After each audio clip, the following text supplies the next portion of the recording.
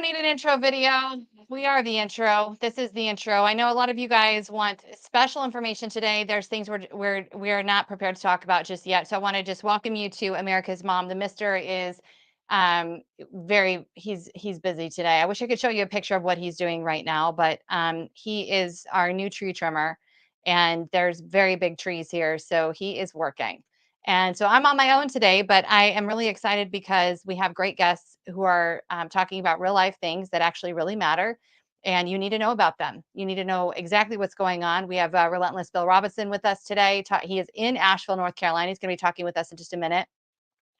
And Sean Pond out of Colorado talking about the government land grab. So you guys have been watching what's happening in Georgia. I know people are talking about it with the land grab there for the lithium mines. Is that now I'm getting confused? Maybe that's North Carolina. I'm getting a little confused. We'll clarify that in a minute. Sean Pond is here talking about the land grab of the uranium mines in Colorado. Not shocking that the government wants to own everything. They want to tell us what to do. They want to select who our representation is. They want us to be, eaters. Just give us all their stuff and they'll leave us alone, right? Except they never do. They never do. And I just want to point out too that Marjorie Taylor Greene today posted an incredible video on Twitter. I've reshared it on weather control, weather manipulation and control, a recent video. I'm going to share that at the end of our time today because I think it's really interesting and compelling. It's actually a briefing at the White House that was done on weather manipulation. You'll be blown away. This is not conspiracy. It's not some, and actually, I respect those people far more than I do anybody who's speaking in the White House, by the way. But I'm just saying, for those of you who are like, well, yeah, but he's been canceled for this, that, or the other. No, it's a White House official talking about it. So we'll get there in just a little bit here. But I want to start with what's happening in North Carolina, give you a real in-person update. Relentless Bill Robinson, we've had him on here repeatedly. He is a Newsmax contributor. Well, he's an everything contributor. He's on everything, in everything, talking about everything. He's been very vocal about the abuse of children, this religion of transhumanism that's trying to destroy our kids. And so he's here today because we're going to talk about exactly what is happening, on the ground in Asheville, North Carolina. We're seeing a lot of things on Twitter, but we don't actually know exactly what's happening. A lot of videos. There was a video that just came out today with a police officer saying, don't give money to FEMA. I know we can trust you, Bill, to tell us the truth. So what is happening since the hurricane? Is it true what we're hearing about upwards of even of thousands and thousands of bodies? I saw one report that was saying 40,000 people were unaccounted for in a town of 300,000. Can you tell us what's going on there? Sure, Sharona. So good to see you as usual. You always inspire hope and energy into me. Thank you for what you're doing. I know your audience will be interested in hearing what's going on, your audience of great American patriots right here in Asheville, the belly of the beast politically for anybody who loves this country, any God-fearing, flag-waving Americans. You've got to know already that Asheville, North Carolina is controlled by communist Democrats who are destroying and hurting our kids in their schools. They have no money left. They fell into the BLM Antifa thing early, and they're still conducting business here like that. But what's true about Asheville, North Carolina, is while the entire city is filled with a bunch of woke imbeciles, outside, you go 5 minutes outside, and you're in clear red Trump country. And so that's really the bigger story. There's a couple of bigger stories about what's going on here. It's not all about bodies floating. I continually ask other people, I hope you don't know anybody who's been injured. No, they don't. I hope you don't know anybody that's been killed. No, they don't. I don't know anybody that's been either. So the whole communist Marxist media image of bodies floating and we're all dead here is like ridiculous. And what it does is it allows them to make this sound like the storm of the century. They're referring to it as that. It's a generational storm. It's not. It allows them to position it as something that nobody could avoid it and nobody can help with the aftermath. So that when they don't help, then they're just like, oh, it's too bad to help. It was too big a storm. I was up the entire Thursday night through Friday morning, and it was a bad storm. But being from the Northeast, I'm used to bad storms. I was there for Superstorm Sandy. I was living in Nashville, Tennessee when they had these violent tornadoes that killed hundreds of people. A number of years back, I was in Hurricane Hugo in South Carolina. I mean, I've been in some real natural disasters. This was not one. I was watching the rain and the lightning, and I was monitoring the wind. The average wind was 26 miles an hour in the mountains here. That's really not that bad, but the gusts were going up to 50 and 60. So they were tearing down the big trees. And that was what's really responsible for the damage. Lots of trees down, lots of power wires down. And we were without electric service in my area of South Asheville for 7 days. No running water. We still haven't had that up yet, 10 or 11 days in. The real problems, we just got the internet back the other day. And for the first time ever, I've spoken to lots of people who've been in these kinds of natural disasters. They took down intentionally the wireless cell phone 5G network. And the reason they did it is because not because they cared about anybody who wanted to call their relatives and say they were all right. They don't care about that. They wanted to take down the network. It's something called PENT,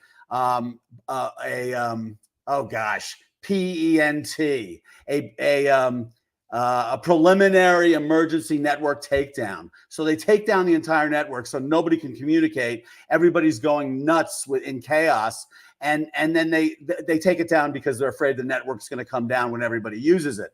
Well, they've never taken it down during Katrina or Hugo or any of them. And this was the first time they ever did it. And that was an emotional and psychological disaster for the people here.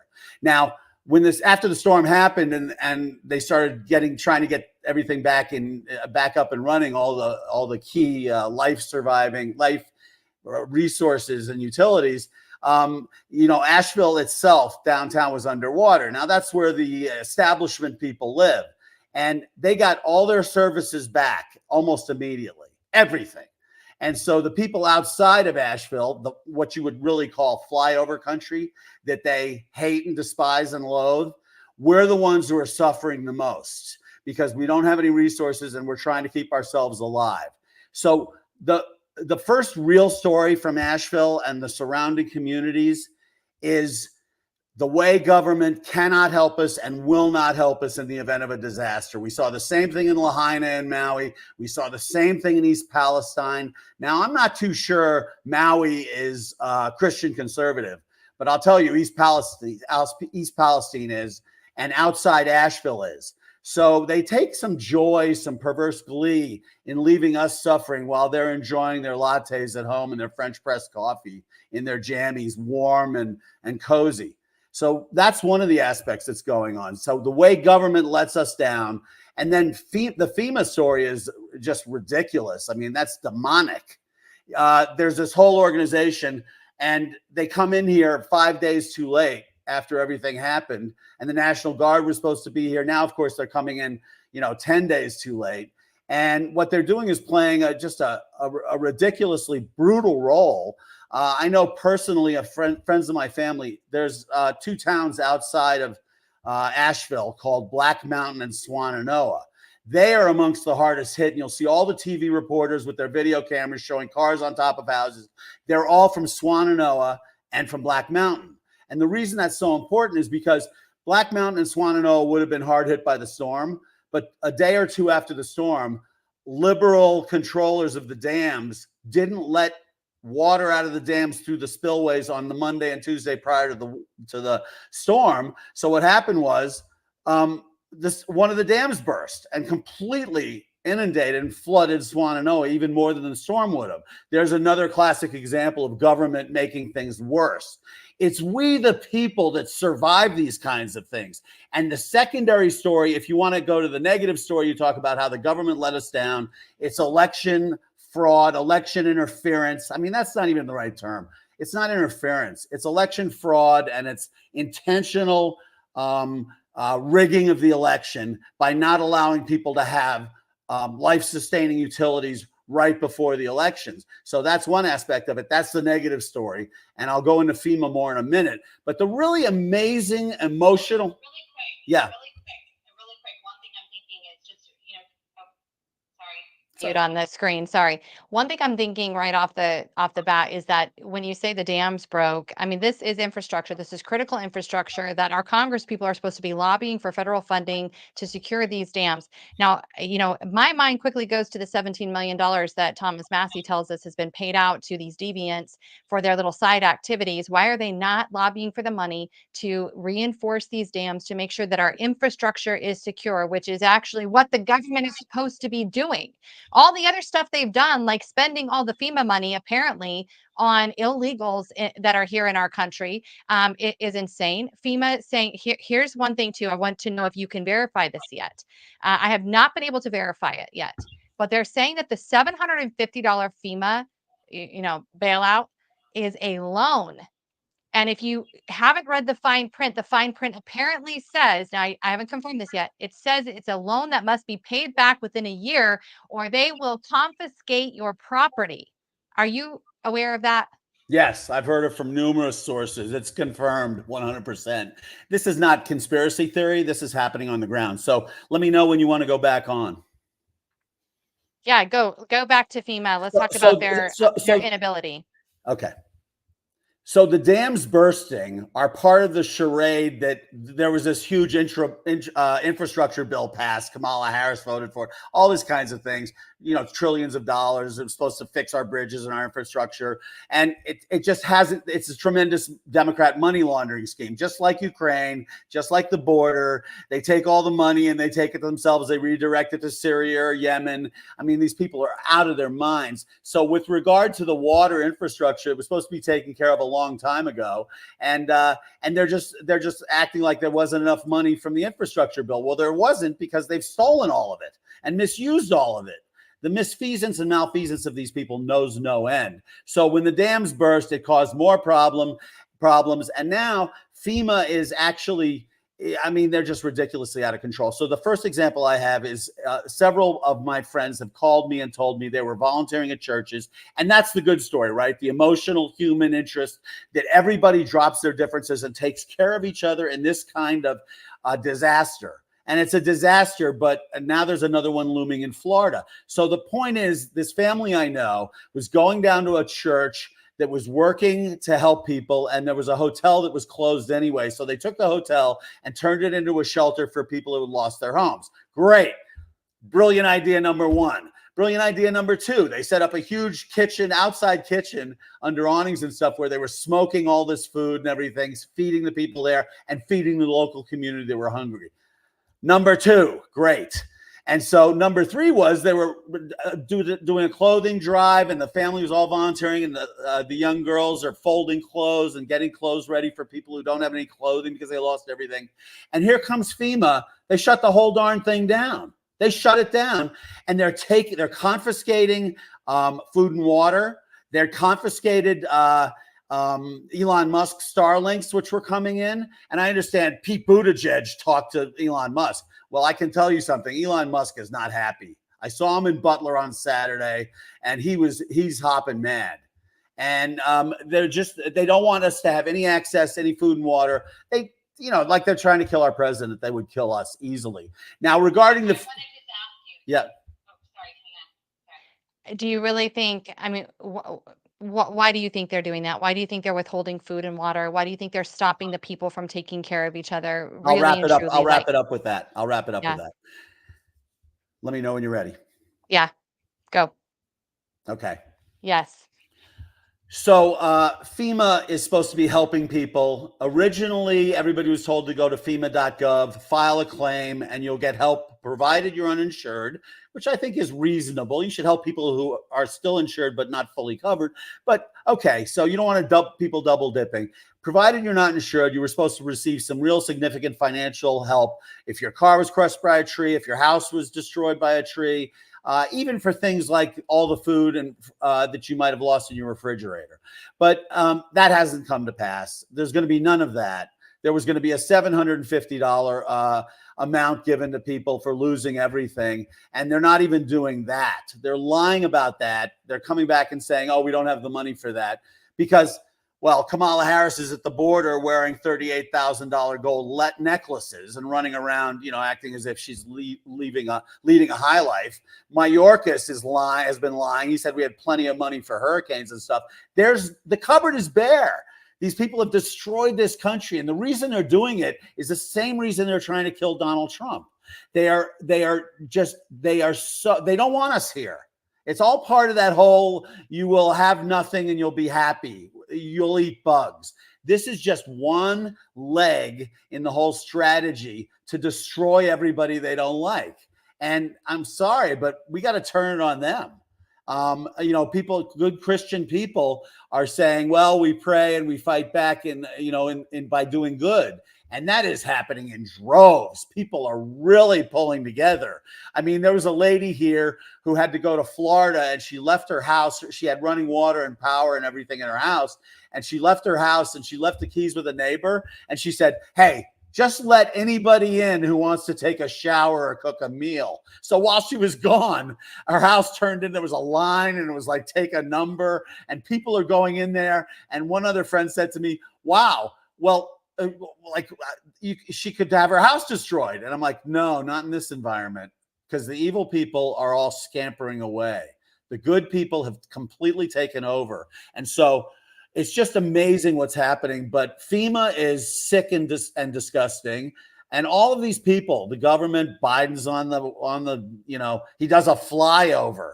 There were actually Democrats in Asheville who were like, oh, Joe Biden's doing a flyover. We're so excited. Well, I'll tell you what. They had all their services. They didn't care. They weren't out there with chainsaws cutting trees and pulling people out of houses. So this is really quite bad here. And don't buy for a second that they're doing everything they can. Little Pete Buttigieg comes in and tells, oh, now we're going to start letting the Starlinks through. Forget it. They're not letting anything through. There's no help.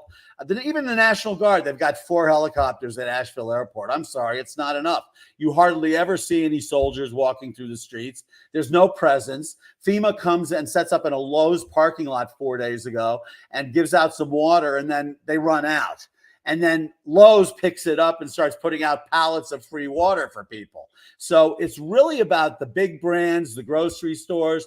All the small businesses are pitching in. Everybody's doing what they can. Even the old ladies are, trying not to complain and trying to do things for others, looking in on your neighbor, knock on their door, see how they're doing, make sure they have enough meds. So that's the beautiful story that I want to write about. But there's so much evil here, and this ties into the struggle for this nation and this world. This is good versus evil. This is Trump against Biden and Harris. This is Trump against the World Economic Forum and George Soros. And this is good versus evil. But the good news is we are winning. As bad as things are, when you see these people start scampering and trying to come up with excuses for why they're doing nothing, nobody's believing them. So that's right. That's right. They're not. They're done. Everybody's done believing him, because guess what? There's Democrats in Asheville also. There's Democrats in Chimney Rock. There's Democrats in Georgia, and them watching their government. The one job the government has, well, I suppose we could say 3: infrastructure, our military, and then of course national emergencies like this. They're failing miserably at literally everything that they're supposed to be doing. And what one benefit that I can see, Bill, is that the people are taking personal responsibility and they're taking care of one another, which truly is what it's supposed to be. What did Ronald Reagan say? The scariest words you can ever hear are, hello, I'm from the government and I'm here to help. Case and point made in North you're Carolina. so right about the self-reliability. These are mountain people. I mean, besides the latte sipping metrosexuals riding skateboards and with man buns in downtown Asheville, the people outside are solid Americans. I mean, we're talking about people self-reliant, people who stormed Iwo Jima, people who fought in the Battle of the Bulge. There's still people out there like that. And if they're not still alive, the people that the families that they built still feel that way. So they're not crying in their beer when they're pulled out of their house after it was cut in half by a tree in a mudslide. There was a little old lady who was like, we pulled her out of a house and she was just like, well, I just want to rebuild my house. I mean, who does that right after having their house destroyed? So self-reliant, so tough, so robust. And this is what makes America great. The rest of it needs to go away. But this is the kind of people that are going to save this country. Women are going to save this country. You wouldn't believe the way women have stepped up. Men have stepped up. It's restored my faith in humanity and my certainty that we're going to win this thing come November 5th. And I mean, I would say pray for people in Asheville, and we'll, of course, gratefully accept your prayers. But if you're not a praying person or you're praying for too many other people, that's fine. We're going to be okay here. We're going to make it.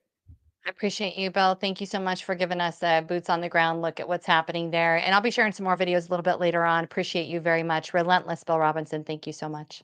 Thank you, Sharona. You're the best. Oh, you truly.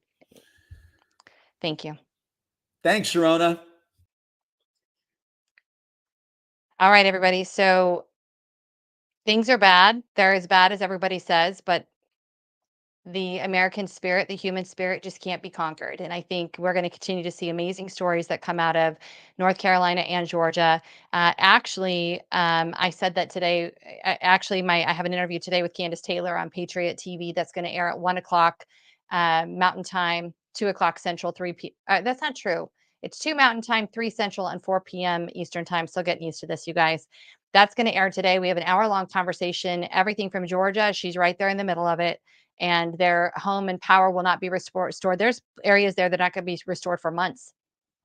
And they're already in poverty areas. So you're going to hear all about that today on Patriot TV, 3 p.m. Central Time, 4 p.m. Eastern, with Candace Taylor, and then also talking about social emotional learning. And we're going to start breaking that down because some of you guys out there are watching how government doesn't do anything right or anything well, and yet you want to turn over your child's emotional health to them again.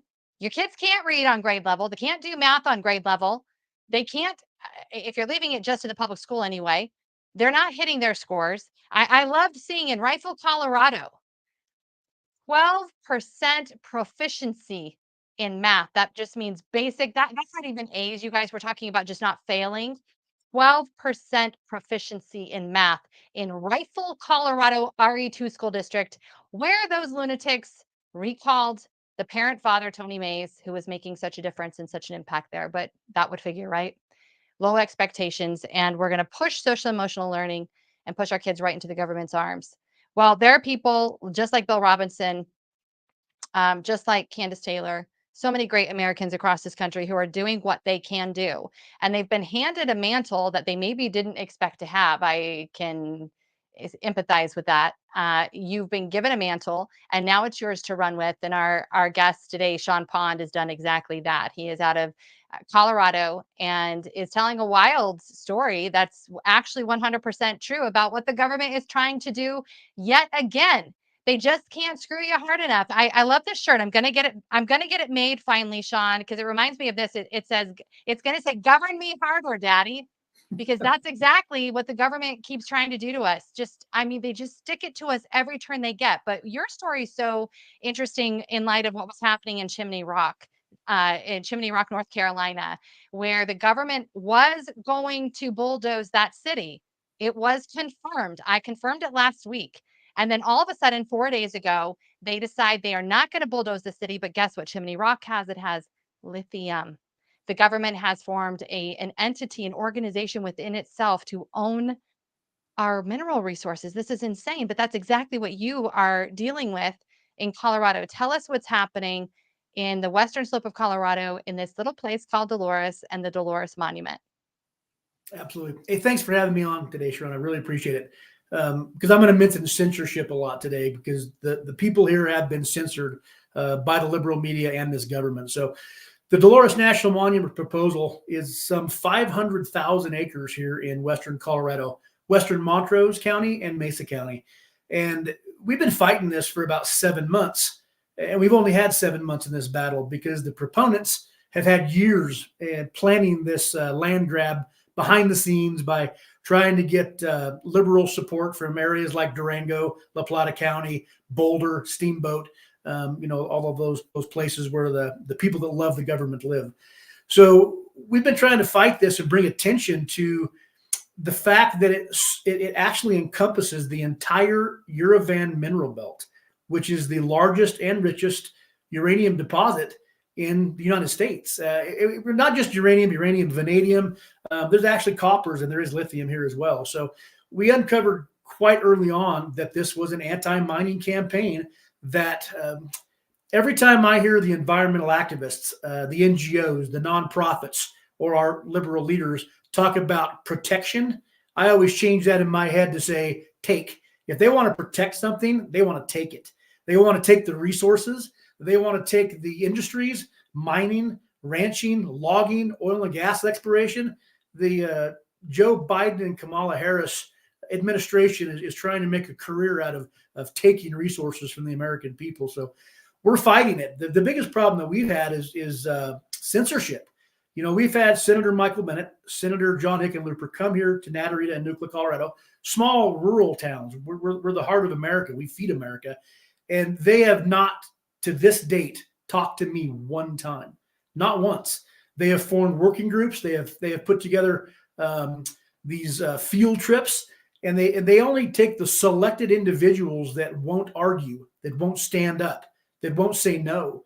If you're not a compromiser, you won't be included. Well, 98% of us here oppose the Dolores National Monument land grab. We don't oppose conservation. We don't oppose things that protect resources that need protected. We do oppose the federal government taking our jobs, our future, our heritage. We oppose government overreach at all levels. We're just normal American citizens saying, no, we've had enough. And real quick, I wanted to tell you how these people do this. The Hans-Georg Weiss Goodfellows Foundation. Hans-Georg Weiss is a 78-year-old Swedish billionaire who happens to live in Wyoming, and he's a dark money funder. He has funded $1.5 billion down through NGOs and nonprofits through the Weiss Goodfellows Foundation. And the Goodfellows Foundation goes out and seeks young environmental activists, if you would, and they train them. They actually go through the fellowship program. And all of these nonprofits, they all have someone placed upon them. And they're not always who you think they might be. And I'll give you a couple examples real quick. But Backcountry Hunters and Anglers, Trout Unlimited, they all have fellows placed within their organizations. And their job when they wake up in the morning is to close public lands, to take resources, to take water, to control people. So they don't do it on their side. It's not a side gig for them. It's not something they do in their spare time like me. It's their job 7 days a week. And what they do is they're trained to come into your communities. And I'm bringing this up for a very important reason. This is in my backyard, but they're going to be coming to your backyard, no matter where you live across this country. As long as we live in beautiful places, they are going to continue coming after your land, your resources, and your future. John, is this the same as the Goodfellows Fund, or yes. is it? It is. Yeah. So the Hans-Georg Weiss Goodfellows Foundation is one of the largest contributors. The second that I found is the Walton family, like Walmart and Sam's, the owner of the Denver Broncos. They've funneled hundreds of millions of dollars into these people. So the way they do this is they come into your town, these fellows that are trained and are on payroll for these nonprofits and NGOs, and they come into your hometown and they seek out people that one oppose these type of designations or conservation efforts. And if you're on the opposition, they just exclude you. They just move you out. They won't let you have a voice. They intentionally look for people that want to be important, people that like attention, people that want to be involved. And most of those people are defined as politicians, by the way. And they include those. So we've got the senators, Michael Bennet, Hickenlooper, that are part of this. We've had some county commissioners, not all of them, but there's a county commissioner in Montrose and one in Grand Junction that are all playing politics. And I'm trying to think of a gentle way to say this, but people need to stop playing politics with our lives. There's a time to stand up and say no. This land is already protected. The government doesn't need to own these resources. let's be completely upfront here. If the government controls the land, they control the water, they control the food, they control the people. So for those who are sitting there saying, "Come on, Sean, like, come on. The government doesn't want to own anything. You're just being ridiculous. They just want to preserve the little river trout thing there. They just want to preserve this one spot." Can you talk about how you know that that is not the case? You talk about the Antiquities Act. Can you walk people through what that is and how we know that government really is doing land grabs, not just trying to protect specific well, in this case, the Dolores Monument. What even is that? How do you know they're not just trying to preserve one piece of like natural history? They really are going in for massive land grabs. Yeah, absolutely. So I'm that guy who's guilty of being uninvolved for most of my life. I'm just a guy that got my voting ballot and voted a certain way. But in February of this year, I got this information about this monument, and it was near and dear to my heart. So I'm not professing to be an expert. I don't do this for a living. I've got 7 months, but in those 7 months, I've done an awful lot of Google research, and my lovely wife is always searching for something on the web. And I think we've done a really good job at educating ourselves of the facts, up until the point of traveling and talking to people that lived in the Bears Ears National Monument designated area in Blanding, Utah, the small town of Escalante, where the Grand Staircase Escalante National Monument, the Canyons of the Ancients. So I've gone and shook hands. I've talked to people. I've talked to some of the people that have been fighting these type of federal land grabs and overreach for decades, and I listen to sound wisdom, and I like to think that I have an open mind and I can spot the truth. And the fact of the matter is that the federal government absolutely wants to own your resources. The federal government was never supposed to own land, and don't forget that. Land ownership by our Constitution was given to the people because it keeps the power in the people's hands. So somewhere around the Clinton era, the Antiquities Act of 1906 started to see some abuse. And the Antiquities Act of 1906 was created by Congress, by legislative oversight, and signed into law by President Theodore Roosevelt. And in 1906, he created our nation's first national monument, and it was Devil's Tower in Wyoming. And it was 1,500 acres. And the reason that the Antiquities Act of 1906 has a very clear definition. And that definition, I can't quote it exactly, but it says that the president may protect and set aside the smallest amount of land required to protect and manage the object. I think that was pretty close.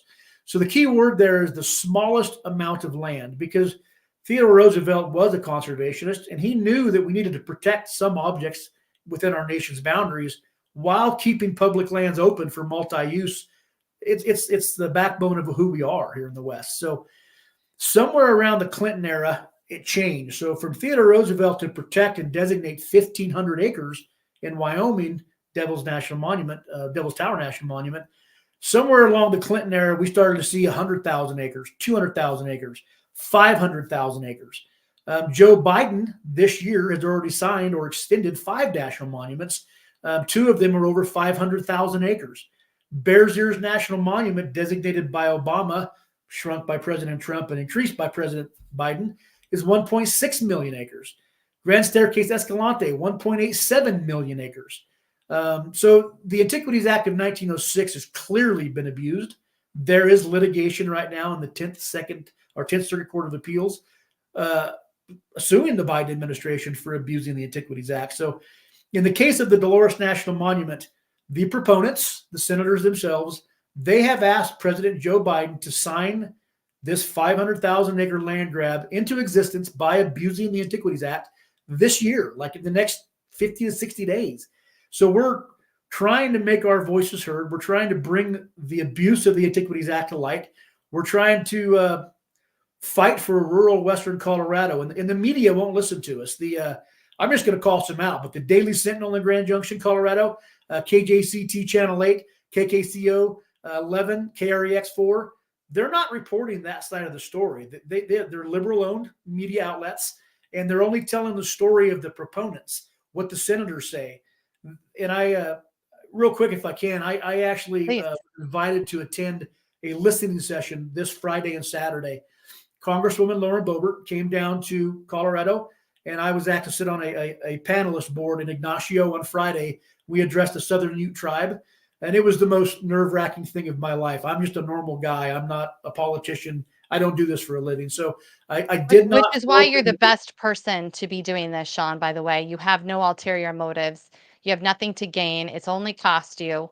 You're the right person at this time. I'm sorry. Go ahead, please. No, I hope so. I'm, I was introduced by the congresswoman there as a panelist and an expert, and I feel incredibly underqualified to speak to those. But we addressed the Southern Ute tribe. We addressed those. We didn't just talk about national monuments. We talked about the fentanyl problem in our country. We talked about the assault on the southern border. We talked about land use and energy. We talked about water.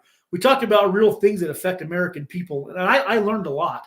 And I gave a presentation there about the national monument, and actually brought to light some of the other land grabs here in my home state. But so Saturday, that was Friday in Ignacio, Colorado. On Friday or Saturday, we traveled to Grand Junction, and we had another listening session at Mesa State University in the ballroom. And again, I was asked to sit on a panel of experts and discuss land use policy and here in Colorado. And on that board was Congresswoman Laura Boebert.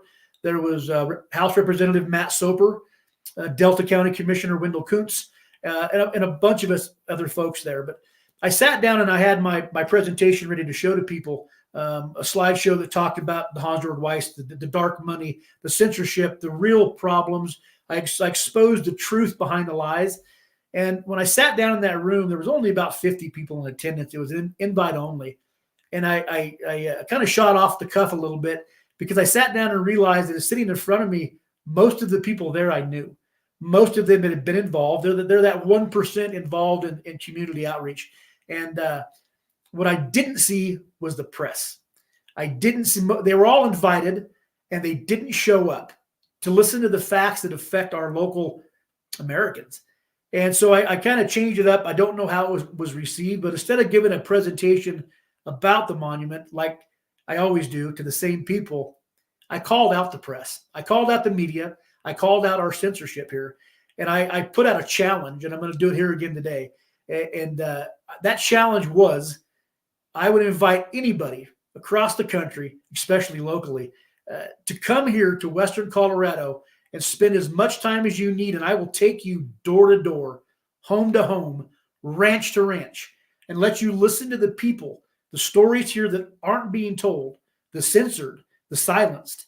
And then I'll put you in my Jeep or my side-by-side. My wife and I will take a day or a week or a month, and we'll drive you across this beautiful landscape for one purpose, to show you that it's not in danger, that it's already protected. And the false claims of the proponents and the senators, I want to bring it to light. And I want to give the people here a voice because they've been ignored. We've been shut out. We've been censored by this administration, the corrupted political leaders in Colorado, and the liberal-owned media outlets. So I had to throw that in there because I want to make sure we give a voice and the power back to the people. Absolutely. And what stands to be lost for the people should the government get their way to own this land in Western Colorado that belongs to the state of Colorado, that belongs to the people? What do the people stand to lose if they get their way?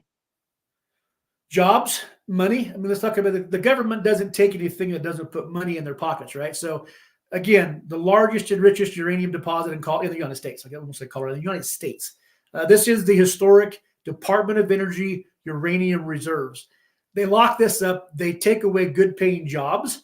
They take away the future, the economic future of the people in this area.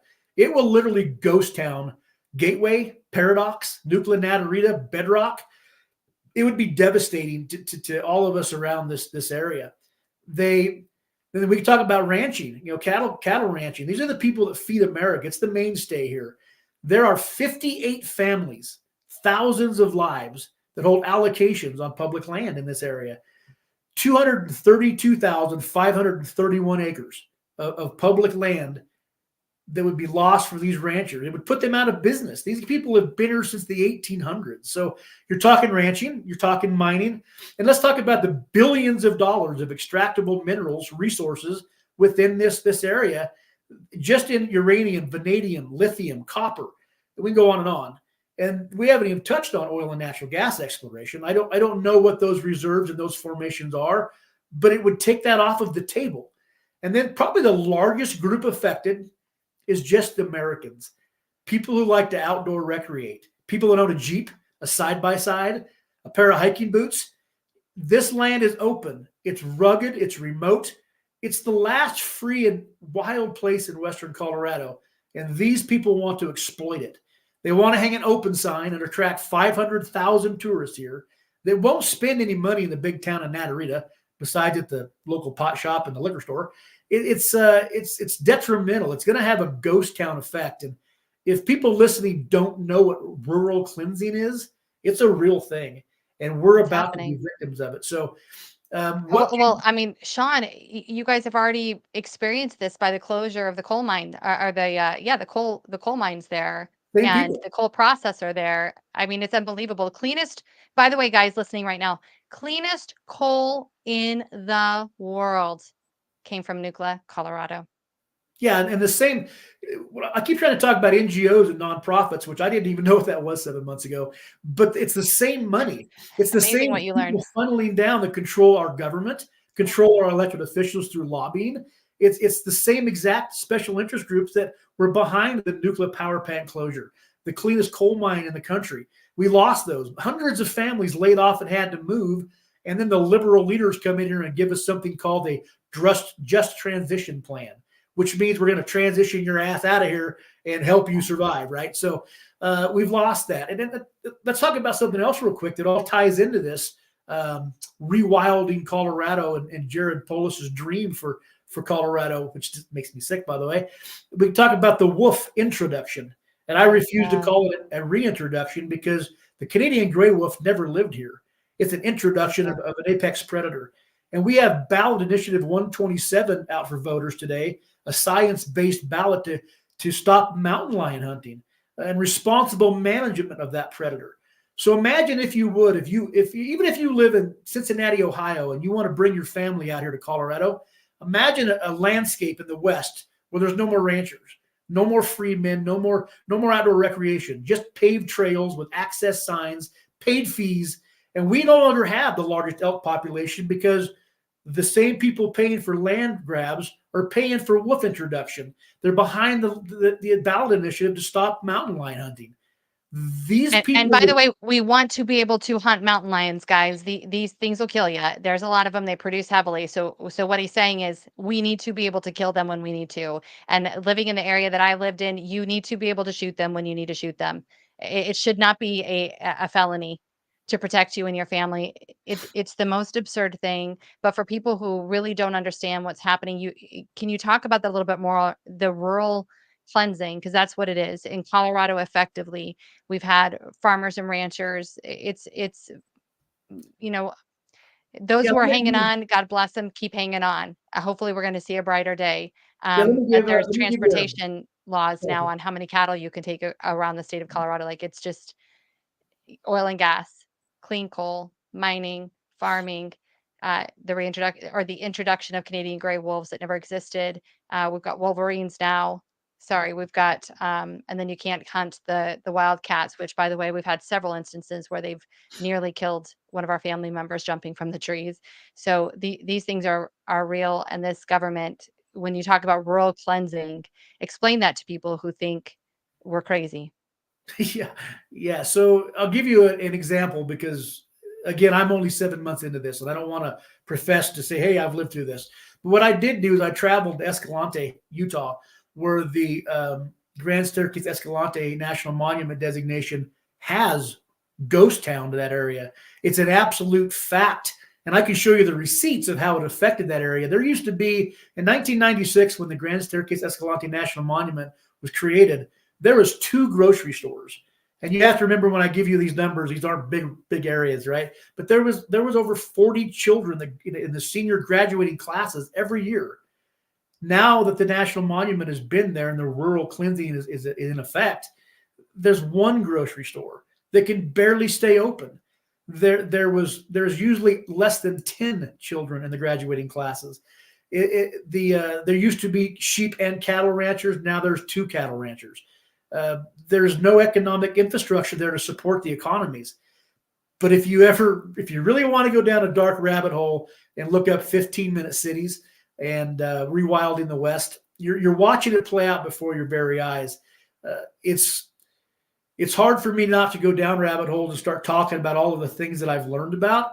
But the fact of the matter is, this administration, the Democrats that have been placed within these federal organizations, from the Department of Interior to the Bureau of Land Management, they have declared war on the American West and the people here.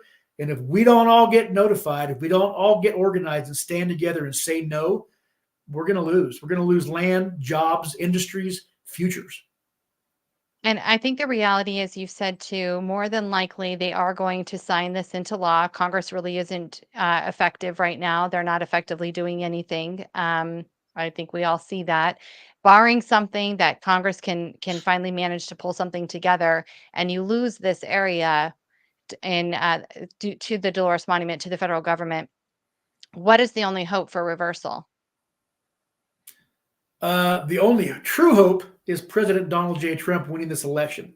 A sitting president, and it's weird for me to say that, because even the reversal is abusing the Antiquities Act, right? But President Donald J. Trump, he shrunk Bears Ears and Grand Staircase Escalante back to what clearly fits into the definition of the Antiquities Act. He took it from 1.7 million acres to, I think it was 100,000 acres. He gave a future back to the area. And then President Joe Biden, in his first 10 days, put him right back where Obama had him. So elections are crucial. And who you put in the White House and who that president designates throughout his administration is important. So there is one hope outside of that. I've learned a few things in the last couple of days. So the Blue Ribbon Coalition in Utah has filed a lawsuit. They've sued the Joe Biden administration for abuse of the Antiquities Act of 1906. It was heard in the 10th Circuit Court of Appeals last week, and it will be called up to the Supreme Court. And that's another huge opportunity. And I think there's a chance, and I'm going to be optimistic in that. When you look at the definition as it's written, and if you look at the real true danger, let's just say that right now Joe Biden in the White House, if he wanted to say all public lands across the West are now national monuments, all of it, everywhere, he could. He literally could abuse the Antiquities Act with the swipe of a pen and just create national monuments on all public lands across all federal lands, federally owned lands, not state lands. He could do that. And that's the danger of the Antiquities Act as it exists. So in my humble opinion, it needs to be amended. And at the possibility, the Supreme Court could make some rulings and make a big difference. And President Donald J. Trump, if you're listening to this, we need your eyes on this. The people here in Western Colorado that support you, the patriots here, need your help.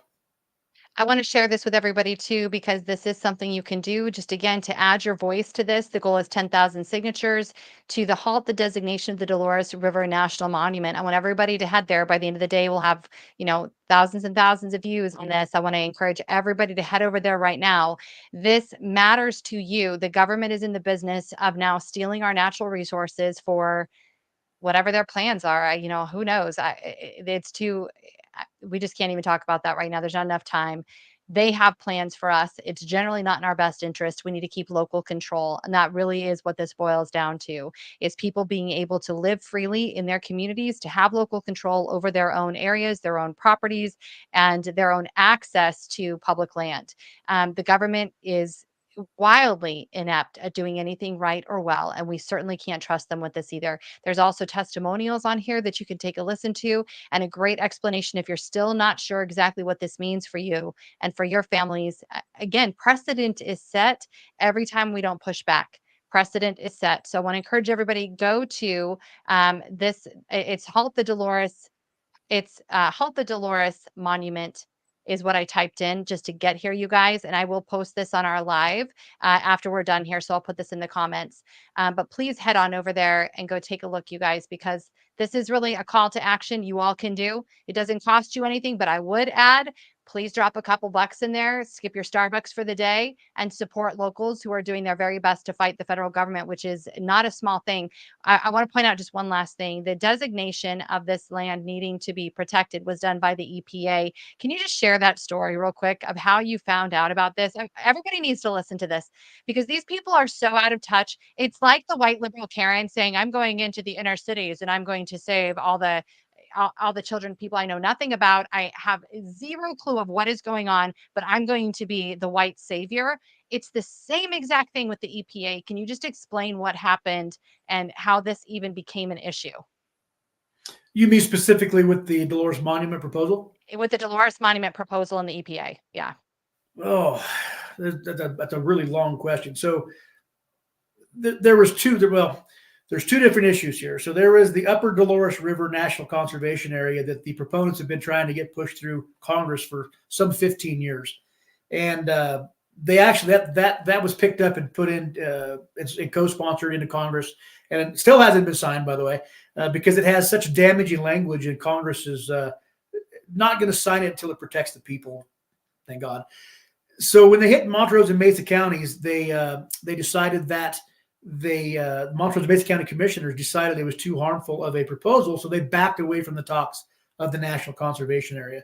So the proponents, their response to this was, well, here, have a monument. And they literally just spent some time, a couple of years, and traced an outline around the Uravan mineral belt. And of course, the federal government's going to fall on top of that. And the EPA, the Department of Interior, the Bureau of Land Management, you have to remember that the radical environmentalists from the past 40 years have been handpicked and placed within leadership positions within all of those institutions by Joe Biden and Kamala Harris. So it's a weaponization of our own government against us. And of course, they want to own the resources. Of course, they want to fulfill Joe Biden's America the Beautiful Act, which is a globalist United Nations agenda to lock up and shut down and protect 30% of all lands and waters from sea to shining sea. It's a globalist takeover of our country. You know, it's to think that I'm sitting here in a small town of Nucla, Colorado, fighting a United Nations driven agenda. This country was not created by our founding fathers to listen to the United Nations.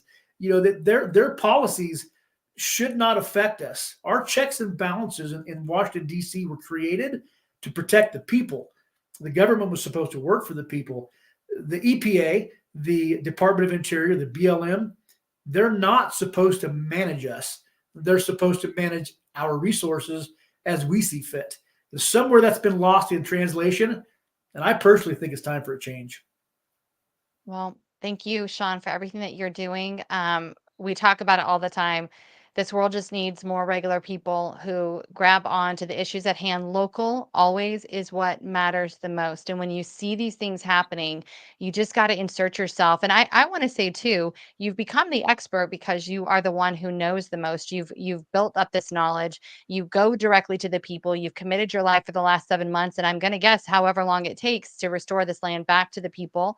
I have a feeling you'll be there at the helm of this. So you are the expert on this because you are the one who chose to care the most about it.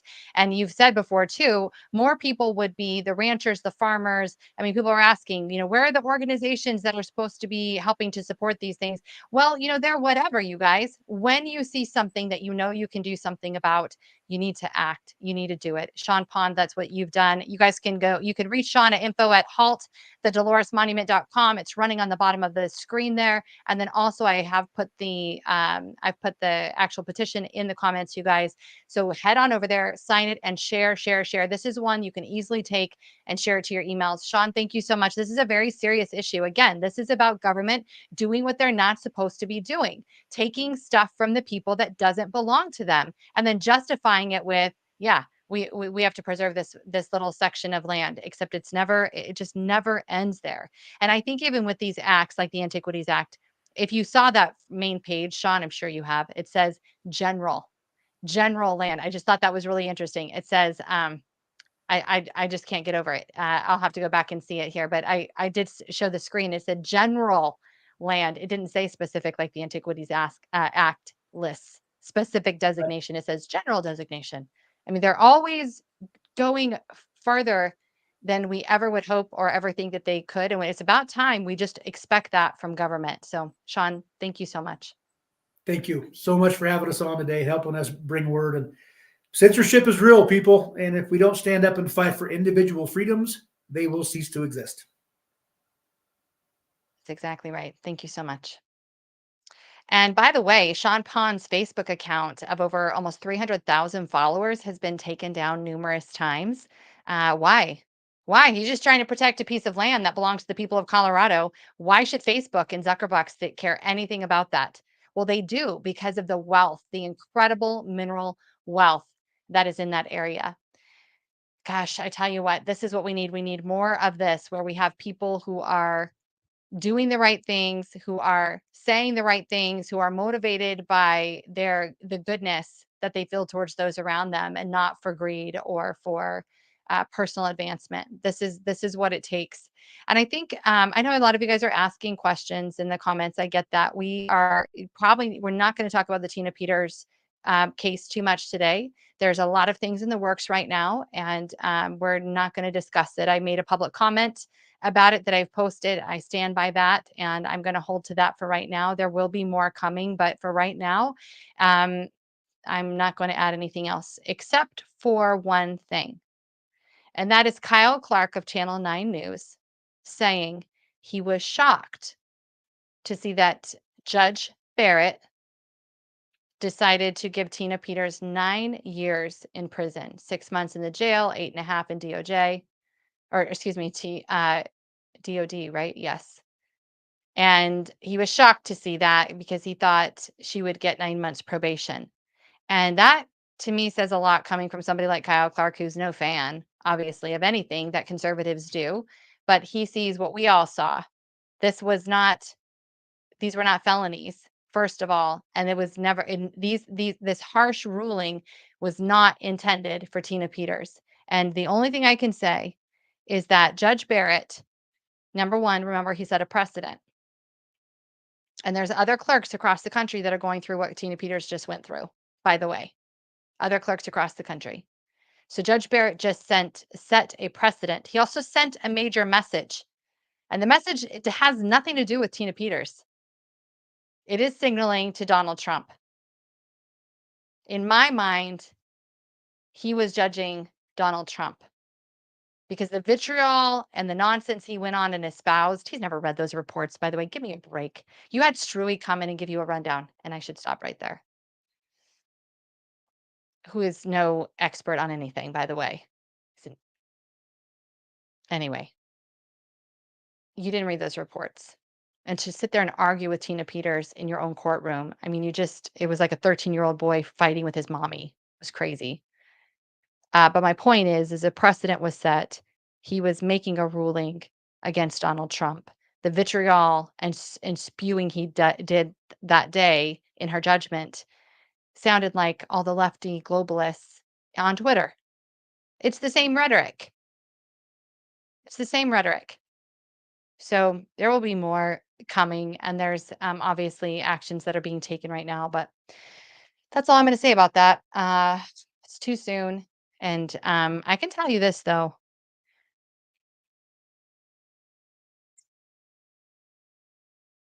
I mean, the reality is that is a point in their box,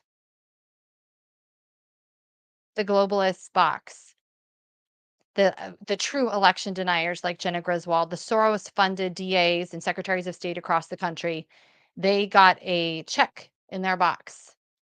They got a green check in that box, +1.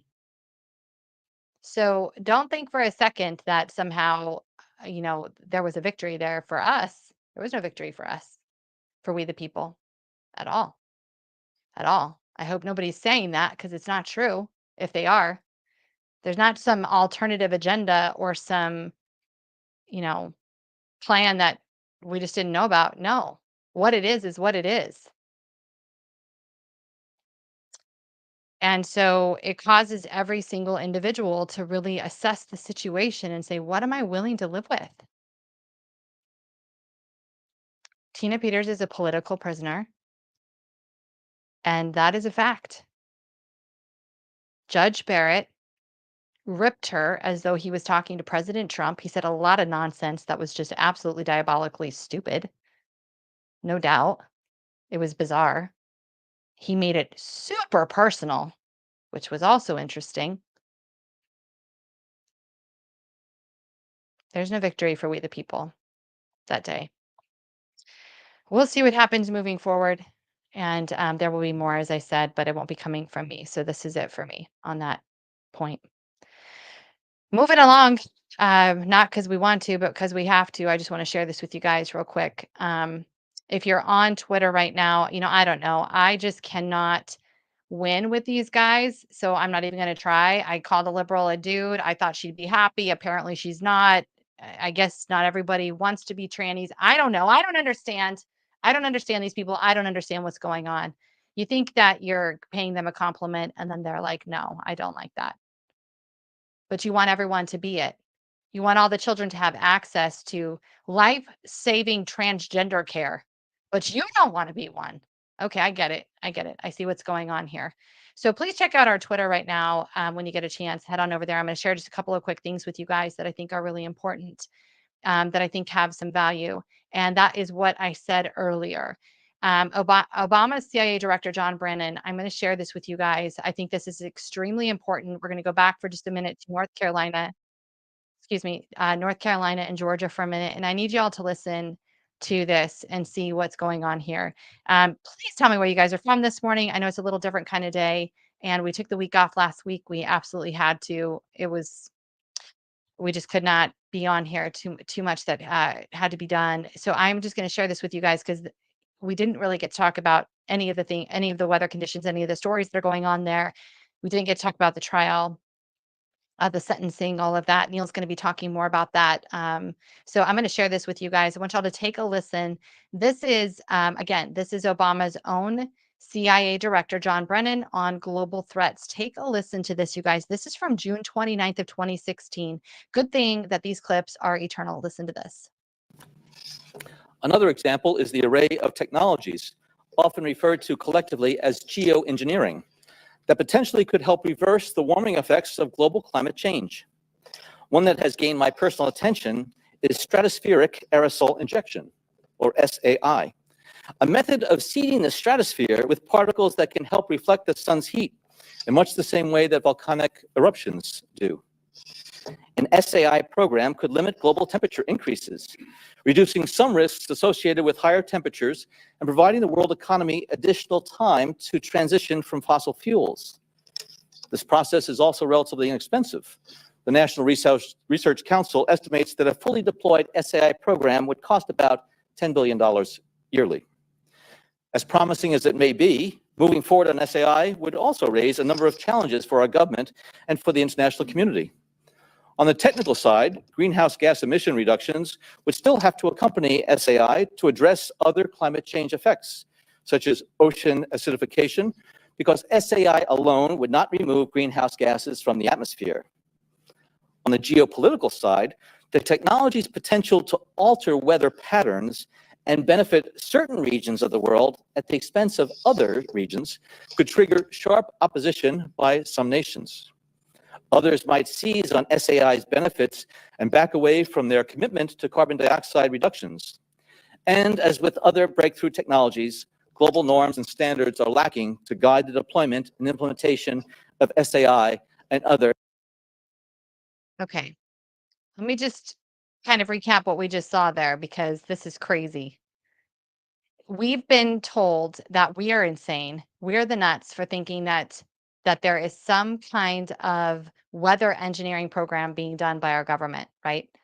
We're told we're the crazy ones for believing that. And yet here we have John Brennan talking about how they absolutely have the capacity. They are doing it. They're having challenges with global adhesion, because it has different effects in different areas and it'll affect the natural weather patterns that happen across the plane. And so here he is saying it absolutely exists. We're absolutely doing it. I shared with you guys about China last week and how they were the originators of the seeding program in order to control the storms that were coming in for their crops. Well, here we have John Brennan telling us exactly what they're doing, what they're trying to do, and they've done it. They've done it. So the post was done by Marjorie Taylor Greene, which I thought was interesting, obviously Congresswoman of Georgia. And I know that Bill Robinson has said what his beliefs are. He said, I don't think this is really outside the norm for North Carolina. It's just that the levees broke on the dams. We've been hearing about that for a long time because they haven't been funding critical infrastructure. They haven't. It was all a massive money laundering scheme. The Build Back Better program, nothing. Obama's program, nothing. That money did not go to restore and enhance our infrastructure. I mean, I think some states do okay on a state level. I'm always amazed and impressed, weirdly enough, at New Mexico's roads. The roads are just gorgeous. I don't understand it.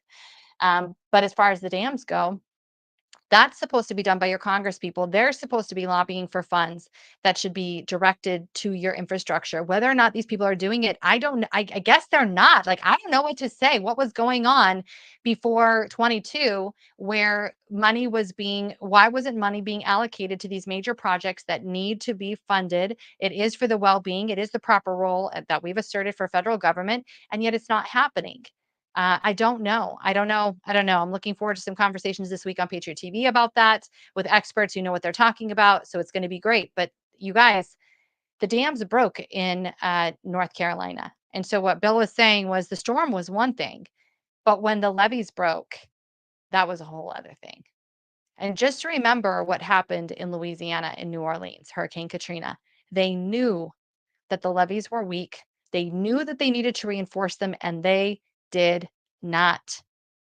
And do you know that they were also going to just call Louisiana, or excuse me, call New Orleans, just call it and just make everybody move? Can't this area is not buildable again, not inhabitable. There's a lot of talk about where FEMA is not picking up the bodies, where they're just leaving things to rot and waste and things that have been busted open. They're just leaving all of that stuff so that they can declare that the land is not usable anymore and confiscate it, eminent domain for the government. I don't know. We're going to see more and more of this. Michael Lauber is actually on the ground with Ben Berquam this past weekend. And so I'm very excited to hear from him, having him on America's Mom Patriot TV to talk about firsthand accounts of what they've seen and what's going on there. It's really important right now that we just understand what's always been a foundational truth. It's just a founding principle, you guys. It's nothing new. It's not conspiracy. It just is what it is.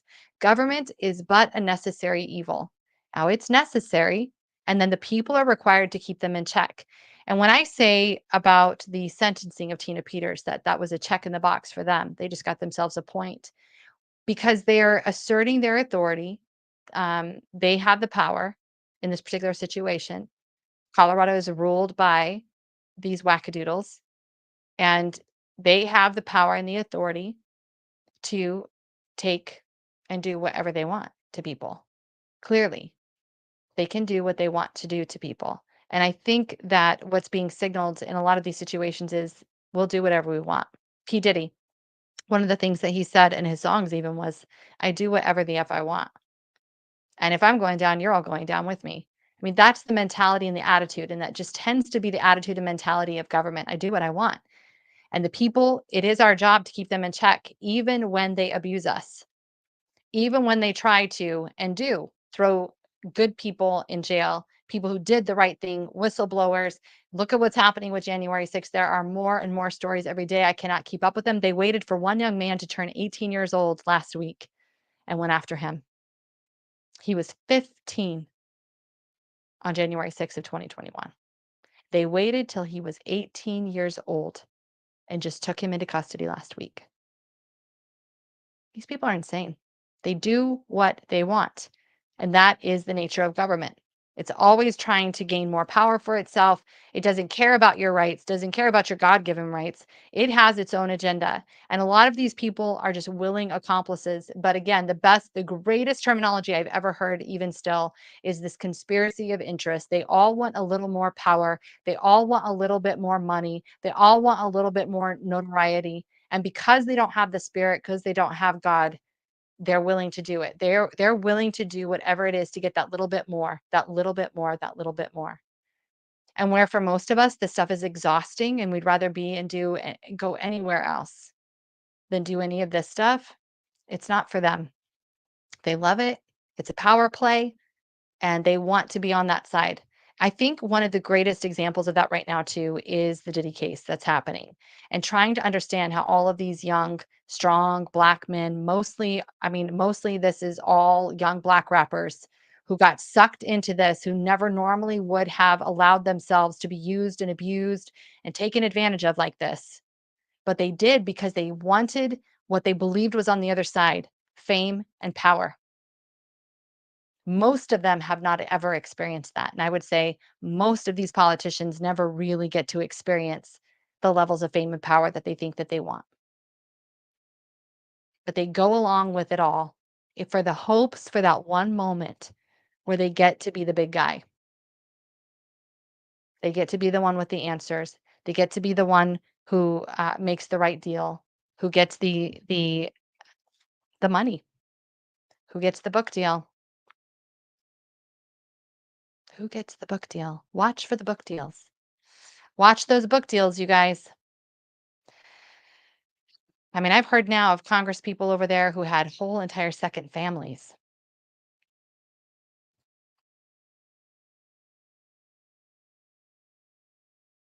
They come back here and preach to us about what we need to be doing.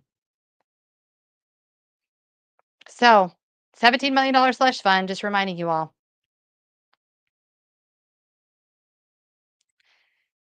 I think we're going to wrap it up today. One last little quick video, and we're going to wrap it up today. I think this is also important because, again, it's just affirming what we know is going on. We know what's happening across the country. We know what they're doing. And just because this is so absolutely bizarre, I have to share it with you because this is what we're dealing with. Listen, some of us think that these people are just crazy, but they're running our entire government. When I very first started in 2019 getting on here on Facebook and just reading Colorado legislation, I just was reading legislation that was being passed by Jared Polis, okay?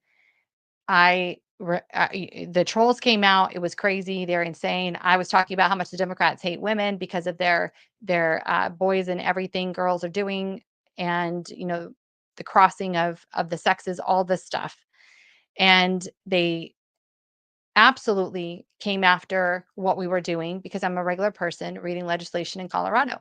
Just a regular person. I'm a mom, got 4 kids, do a little side business. Husband works for the government. Uh, These bills are insane. That is scary and intimidating and a fearful thing for regular people to listen to other regular people and go, wait, what did you just say? That's scary. I did not realize at the time necessarily that Colorado was just a part of a way bigger scheme of the transhumanist agenda, religion, cult, the radical LGBTQIA, which are all associated with that map because they are serving a God that you guys, this is what's happening, okay? This is part of their worship. This is what they're doing. They always have to pay homage to all of this crazy sexual deviancy. They always have to pay homage to it. You will always see them paying homage to it. And then they always have to become a spokesperson, even in the worst times in our lives, like what's happening in North Carolina and Georgia right now, and soon to hit Florida. They always have to make it be about sexual deviancy to keep trying to normalize this rhetoric on us, just like the hip hop industry did for the last 30 years, trying to normalize their all their trannies. Yep. Go back and watch the videos. Go back and watch your favorite hip hop star. Go back and watch your favorite rap videos. Bunch of trannies. They were normalizing it. They have to pay homage to their gods. So just get some duct tape. I know there's bodies floating in the rivers there. I know there's bodies in the trees and stuck in the sewage canals. Got it. I know that there's cars on the houses. I know people have no power, no clean water, no food. I know FEMA is robbing people blind and is going to take thousands of properties in a year when that $750 isn't paid back. I know, I know, I know. But you guys don't understand what really matters. What really matters is this. This is what really matters. Get some duct tape and take a listen. A few things in my mind, thinking about preparedness and how you said, LGBTQIA people and people who have been disadvantaged already are struggling. They already have their own things to deal with. So you add a disaster on top of that. It's just compounding on itself. And I think that is maybe the why of why we're having these discussions, is because it isn't being talked about. It isn't being socialized. We're not paying attention to this community. Thank you so much. Maggie. Thank you. There are a couple of things that are intersecting in my mind here. One of them is the culture of emergency management as an organization, as an industry in the United States specifically, not abroad. This has, and my cat sometimes does this, she gets really loud suddenly, so you'll have to just allow for the little meowing in the background. The shift that we're seeing right These women and their cats. Okay, it's a meme. It's a meme. 1, 2, 3, go. Now is a shift in emergency management from utilitarian principles where everything is designed for the greatest good for the greatest amount of people to disaster equity. But we have to do more, right? And so this topic is intersecting, I think, with a number of other topics where we have to look at policies and understand to what extent they have disadvantaged communities that had less assets, communities that had pre-existing vulnerabilities in accessing disaster-related recovery supports. I say, you know what I know from watching this? That's a real privileged white Karen right there, and she eats well. She never had a hard day in her life. If you really can sit there and talk about disaster equity, what is wrong with these people? This is what we're dealing with. This is literally what we're dealing with. This is why we can't have nice things like freedom.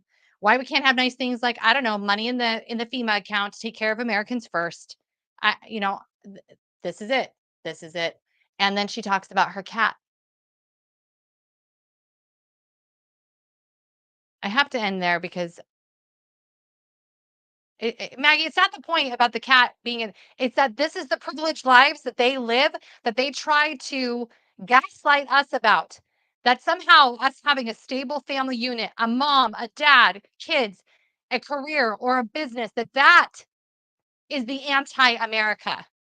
That is what they do to us. They throw this nonsense in our face, try to normalize it, try to say that we, the nuclear family, we are the ones who are the anti-American rhetoric. And crazily enough, if you have a minute, I don't know that you need to do it. I will just tell you, I'm on Twitter. They're literally stealing our words. They are stealing our experience of disenfranchised, God-loving, freedom-loving, nationalist patriots. They're stealing all of our verbiage, our language, everything, and applying it to Kamala Harris right now. I kid you not. While at the same time, being she, they with their cat screaming disaster equity. Make a meme. Somebody meme it. Somebody meme it. Sherry, what happened to you? This is what we're dealing with, guys. This is the life we're living in right now. And this is why people have had enough. Really, by and large, this kind of nonsense, these appointments of people like this, the man that is in charge of FEMA, you've got to be kidding me. I think when we compare what you just watched, okay, when we compare that, man, you guys, it's just too much sometimes. It really is. And I know we're all feeling it right now. I mean, I can't even tell you. One of the things I've never done, always tried to avoid, was ever trying to make anybody buy into what I'm saying by using, and God has said it, or this is God's will for your life, or whatever. I'm very aware that everybody is on an individual path with God and with what he's wanting them to do. And I would never, beyond caring about your elections, because this is your country, right? This is yours. It belongs to you. Your children belong to you. I want you to care about them. Do what you can to get them out of these far left woke institutions. But when it comes to like your personal, what are you supposed to be doing? For me to tell people they should be doing what I'm doing is not, it's not the right thing. And I actually have not used God to try to get people to go along with me, because I actually fear God, and I don't ever want to claim to be his voice piece for anyone else. I can just tell you what he has shared, what I'm experiencing with him, what he has shared with me, the path that I've been on. And I think by and large, because we are mostly majority here on America's Mom, we are Americans who love our country. We love our God. We love our children. We love our families. We love the traditional way of life. We love entrepreneurialism. We love thinking outside the box. We just don't want to use those things to dominate and force other people into our way of living or thinking. But what I can say is this way of living and thinking that I'm talking about, normal, natural, and neutral, has been growing families and prosperity for millennia. So just think about that when when we're looking at Sherry and the FEMA guy and the way they gaslight us and the way they're taking a horrendous experience people are having right now, and they're paying homage to their God. They're paying homage to their woke ideology and to their transhumanism and to their cult. They're paying homage right now, even while people are suffering massively, dying, all of it. They're paying homage to their God. They do not care about you. They do not care about me. I want to share one last thing today. And I was so compelled, and we're going to end on this note for real. I was so compelled this morning. My good friend Kelly Walker, um, we work together now. I'm so grateful that he's on our team. He is out of Arizona, a father out of Arizona. If you've missed his story, you're going to want to go back and watch it. But I want to just share this video with you of what he is saying about the government. And from personal experience, he's sharing these things. Sorry. From personal experience, he's sharing these things, and you're going to want to go check out his story for sure. So let me just share this, and we're going to end on this note. I just want to remind everybody, we're not really doing, I'm not doing commercials today or anything like that. I don't have it in me today. It just feels, I don't know, doesn't feel right today. But I do want to ask everybody to keep watching patriot.tv. Go check it out. Just type in patriot.tv. Check out our show today. You're going to love the conversation with Candace Taylor. And of course, the Mom View. That's our newest show on all platforms with Moms for America. It's outstanding. And I think you'll love it. And we are getting razzed like crazy by the left. So I love that. Triggering idiots is not hard to do when you're just talking about normal, natural things. So go check it out. But I want to share this last video with you guys and just meditate on this. And it's on my Twitter. You can go watch it again as many times as you need to. But I think what he says, it was fresh on the heels of the government coming after him and his family, because they refused to bow to the COVID God. They refused to give in to what the government was saying, because this guy's a historian. This guy is a very educated man. He has all the things behind his name that he needs to have in order to make a definitive uh, in order for the left to believe he can make a definitive statement, or we'll just say the elites anyway, about freedom, about our rights, our inherent rights, our natural rights. And so I want to share this with you guys. This is Kelly Walker. His show is Freedom Talk. He is actually the communications director for the Lyndall Oppens Fund as well. But I want to share with you guys what he said. May this bless you. May it remind you of who our founders hoped that we would be. And maybe we would take it just that seriously. Take a listen. By the Declaration of Independence, by our Constitution, we have a right, if our grievances aren't addressed, to alter or abolish that form of government. And I went on that premise when I kicked this inspector out, and I didn't want to abolish the health department, but I wanted them to alter their approach. And I demanded that they alter their approach because it was abusive, because it was tyrannical. And we have the right to do that. And because of that, we've been targeted, we've been subject to retribution. Fine. That's what America's about. People standing up and saying, no, you've crossed the line. You've crossed into my natural rights. And the government doesn't give us our rights. They're supposed to be here to protect them. Our rights are inherent. As John Locke said, they're natural rights. And as our declaration says, we consider these rights to be self-evident. They are things that we are born with. And we need to have a clear line that the government cannot go past, because we don't ask them for our rights. If necessary, we fight for our rights.